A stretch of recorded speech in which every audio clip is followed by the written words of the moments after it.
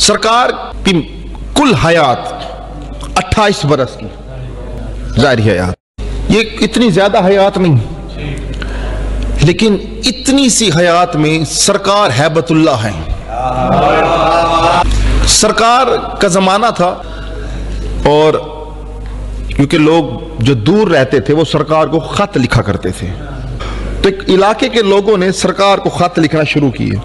350 खतूत लिखे गए। जो लोग खत लिखते थे वो अपने सवालात, अपनी हाजात सरकार को लिखते थे और सरकार फिर हर खत का जवाब देते थे, खुद जवाब देते थे, नुमाइंदा जवाब नहीं देता था। अब जब खतूत लिखे जा रहे थे तो एक शख्स, उसको लोगों ने कहा तू खत क्यों नहीं लिखता? उसने कहा मैं मौला को मानता ही नहीं, मैं इमाम मानता ही नहीं, जब मैं मानता नहीं तो खत क्यों लिखूं? तो लोगों ने कहा तुम मान ना मान, इमाम तो हक है। ठीक, बातिल के कहने पर तो हक नहीं बदल सकता। उसने कहा तो इमाम से कुछ ऐसा पूछ जिसे तेरा यकीन बढ़ जाए। उसने कहा मैं भी मौला को फिर खत लिखता हूं। बाकियों ने भी लिखे, कहा मैं भी लिखता हूं। कहा जो खत मैं लिखूंगा, जो आप कलम से खत लिखते हैं उसको आप स्याही में डबोते हैं फिर खत लिखते हैं। उसने कहा मैं खत लिखूंगा लेकिन कलम को स्याही में नहीं डबोऊंगा, मैं कागज पर खाली कलम फेरूंगा। और अगर इमाम हक है तो जो जो मैं कलम फेरूंगा वो इमाम पढ़ लेंगे। उसने सर खाली कागज लिया और इस पर लिखना शुरू कर दिया। लिखता गया।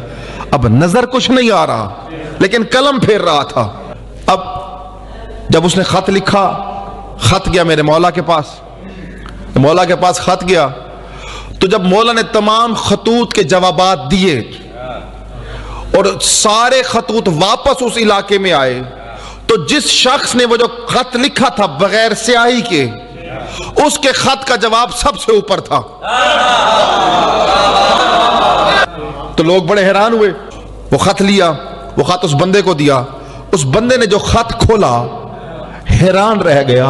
हैरान क्यों ना होता, इमाम का जो जवाब था, खत पर उसका नाम था, उसके बाप का नाम था, उसके दादे का नाम था, उसके परदादे का नाम था, उसकी 7 पुश्तों के बुजुर्गों के नाम लिखे हुए थे।